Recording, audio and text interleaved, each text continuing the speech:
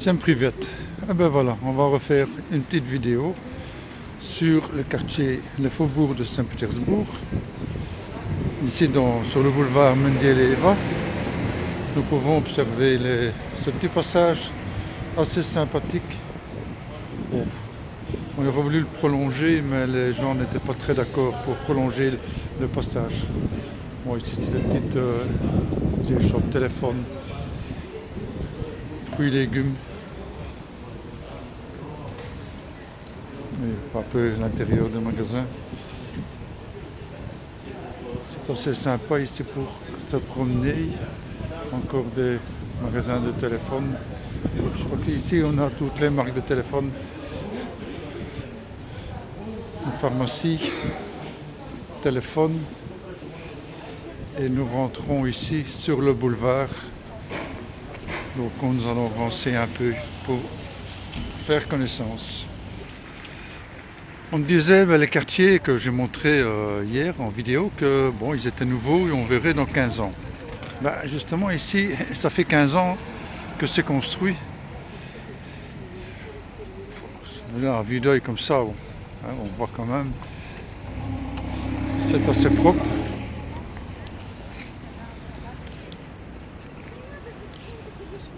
Et là-bas au bout, il y a le passage qu'on vient de passer. Derrière, c'est le métro, donc le métro, la station Deviatkino. On est reparti pour notre petite visite. Un café, ça s'aboye, dans cette petite camionnette, là, vous buvez du café. Le café, on peut en prendre partout. Ici, vous avez le monument. Bon, je ne vais pas vous dire qui c'est. Vous allez essayer de le reconnaître et de le mettre en commentaire. Parce que je crois que vous le connaissez tous. Il est assez connu. Surtout, c'est le cauchemar des étudiants. Autant que vous êtes étudiant, ça a été votre cauchemar. Donc, essayez de le reconnaître et mettez-le en commentaire. On verra si vous avez reconnu. Donc, voilà encore les bâtiments, ils ont 15 ans. Donc, ici, bon, vous voyez, toujours des magasins au rez-de-chaussée. Et les trottoirs. Généralement, il y a un trottoir central dans les avenues et des trottoirs latéraux. Donc, tout est fait pour les piétons, surtout. Bon, heureusement, parce qu'il y a beaucoup de piétons ici.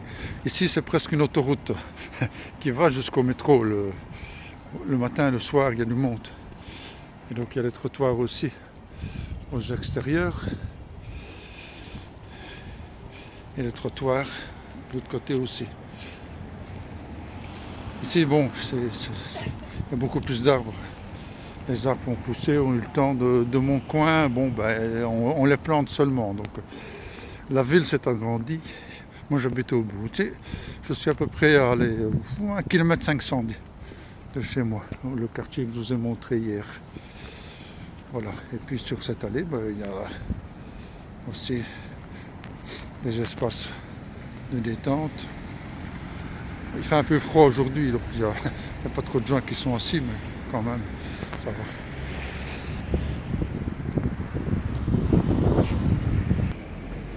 Ouais, toujours les espaces pour les enfants. Parfois c'est assez simple, parfois c'est assez sophistiqué. Mais voilà, 2 bancs, des jeux pour les enfants.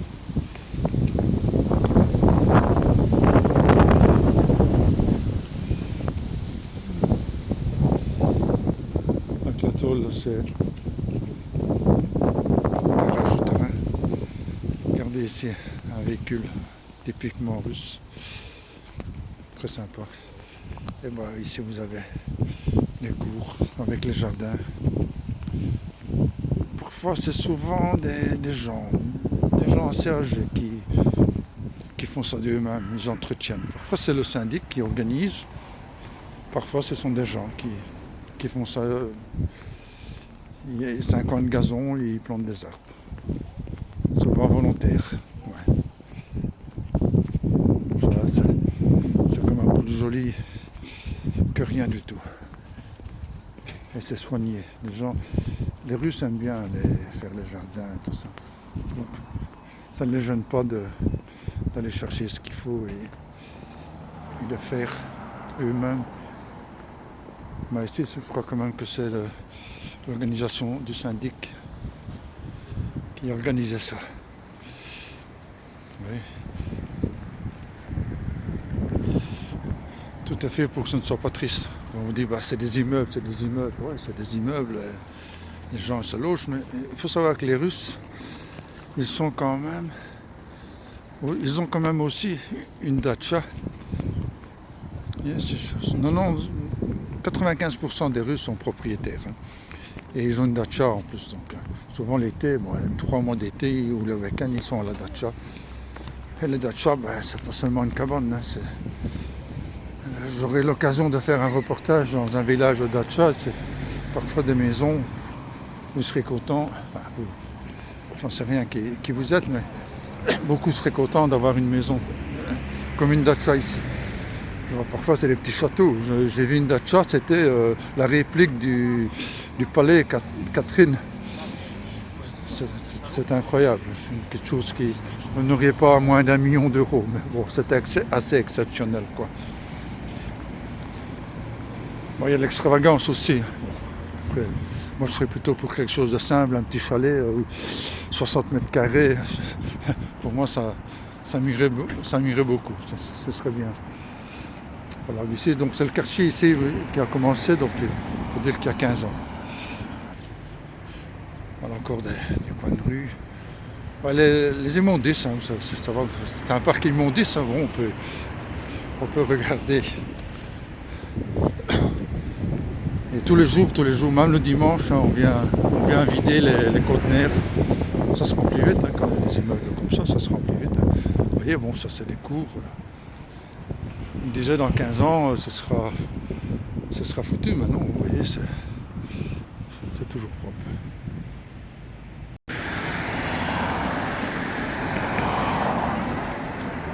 On a encore ici un bout de ce chemin. Et au fond, on voit un restaurant, BBQ, ouais, barbecue. C'est un restaurant belge, mais à l'origine, je ne sais pas si c'est une société, brasserie belge. Il y a plusieurs restaurants qui font partie de ça. On y mange bien, je suis encore venu manger hier avec un ami français. Donc, parfois on vient manger ici. Chachlik ou le poisson, on mange de tout. Mais il y a même le mannequin pisse qui est au-dessus de nous et le mannequin pisse est aussi représenté dans les toilettes. C'est assez sympa aussi là.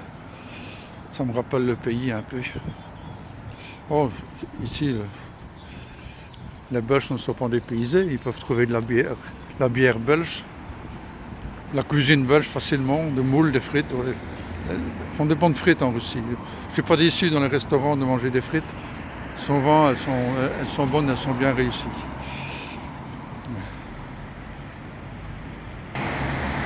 Boulevard Chouvalova. Voilà, nous sommes arrivés au carrefour Chouvalova, Mendeleva.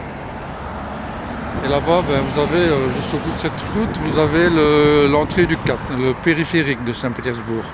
162 km. Donc il faut dire que c'est grand. Quand vous faites le tour de périphérique, il n'y a aucune raison de faire le tour pour rire. Mais bon. Voilà, ici le boulevard Chouvalova. Vous voyez la publicité au-dessus, mais normalement les publicités sont interdites, sauf sur terrain privé. Enfin, sur terrain privé, on ne sait rien y faire. Mais cet espace a été vendu à des privés, alors on ne sait rien faire. Mais des publicités ailleurs, il n'y en a pas normalement.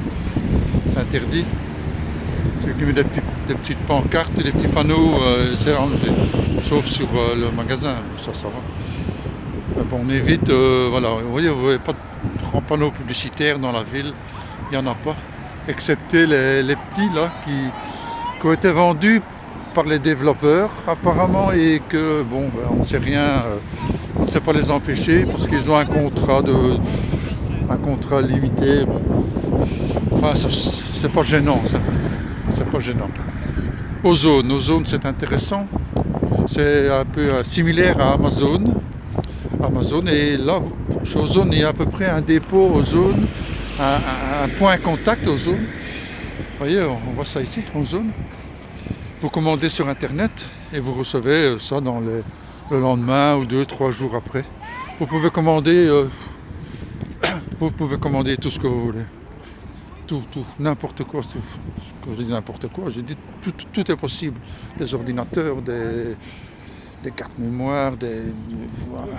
À manger, votre petit déjeuner, vous pouvez tout commander chez Ozone.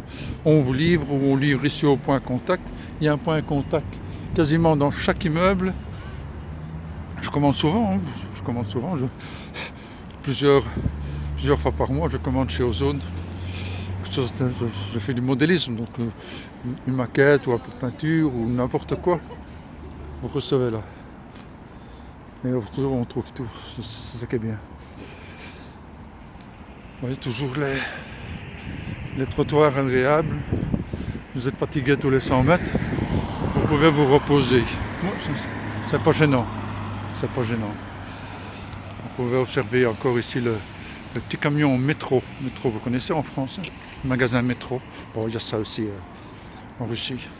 Ça s'est développé. Il y a tous les magasins français comme Auchan, Leroy Merlin, Carrefour.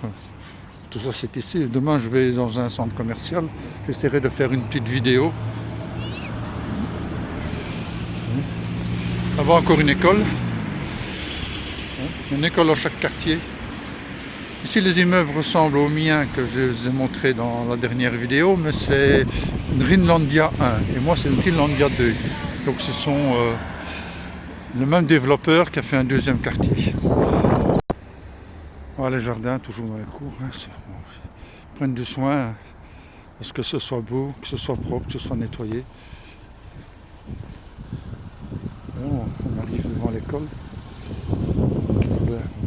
Ici c'est bien propre en tout cas, je vois qu'on fait bien les gazons.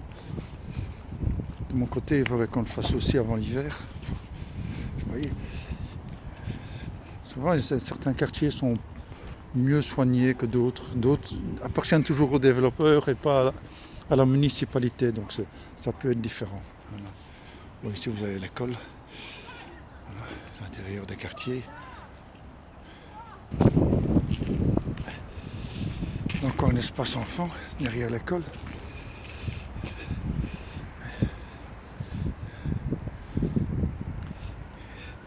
Et ici on peut regarder, voir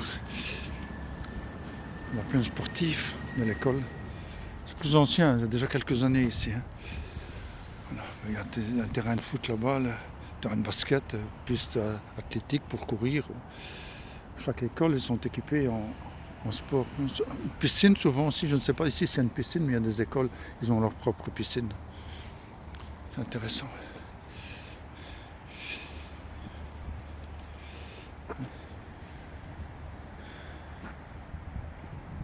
Et bien voilà, sur le boulevard Voronsovski, vous voyez la largeur, c'est large, c'est large. Et là vous avez encore un autre quartier, vous voyez encore l'école là-bas, le quartier, les bâtiments, ils sont moins hauts ceux-ci. C'est la ville de Bourry. Moi c'est Morino, ça c'est la ville de Bourry, c'est un peu différent. Mais ouais, c'est toujours des quartiers et vous voyez la largeur de la rue. Voilà, je vous disais Voronsovski Boulevard. Vous connaissez Voronsovski? Mettez-le en commentaire si vous savez qui c'est. Si vous pouvez le découvrir. N'oubliez pas non plus le monument que je vous ai demandé de mettre en commentaire parce que vous le connaissez, c'est intéressant. Il va vous rappeler des souvenirs, pas de bons souvenirs généralement, mais des souvenirs quand même. Voilà ici encore, pour se donner une idée de la largeur des rues. C'est assez impressionnant, hein. On n'est pas un sur l'autre. Je vais vous montrer quelque chose maintenant. Et bien voilà, ça c'est la vue que j'ai de ma fenêtre de mon appartement. Vous voyez, bon, on n'est pas tout à fait à la ville, hein. On est un peu à la campagne aussi. D'ailleurs, on est au bourg, il n'y a plus rien. On est vraiment au nord-est de Saint-Pétersbourg. Ce sont les derniers immeubles et après c'est la campagne. Et vous avez des canards. L'hiver ici avec la neige, on peut faire du ski. Voilà, alors on fait du ski de fond, enfin pas moi, mais on peut faire du ski de fond. Et l'été quand il fait bon, ben, c'est plein de monde qui viennent pique-niquer, faire du shashlik, barbecue. Voilà. Une belle plaine. C'est une grande prairie, il y en a un peu de marais aussi. Faire attention, mais bon, ça va. Alors est-ce qu'ils vont faire bâtir là après ou pas? C'est la grande question. On espère que ça va rester comme ça et qu'ils vont faire un parc. On verra bien. Allez, je crois que j'ai fait le tour. Mon immeuble est là-bas. On voit un peu le pignon blanc et un peu le mur vert. Là. Donc c'est mon immeuble. Je vous remercie d'avoir suivi encore pour cette deuxième vidéo. Et puis j'espère que ça vous a plu. Vous avez une idée plus cernée sur la Russie, sur les quartiers, qu'est-ce qui se passe. Bon, c'est un peu différent de Nicolas, mais c'est autre chose. Quoi. On n'aime pas. Bon, après, les goûts et les couleurs, ça c'est chacun qui voit. Allez, j'aime pas qu'à.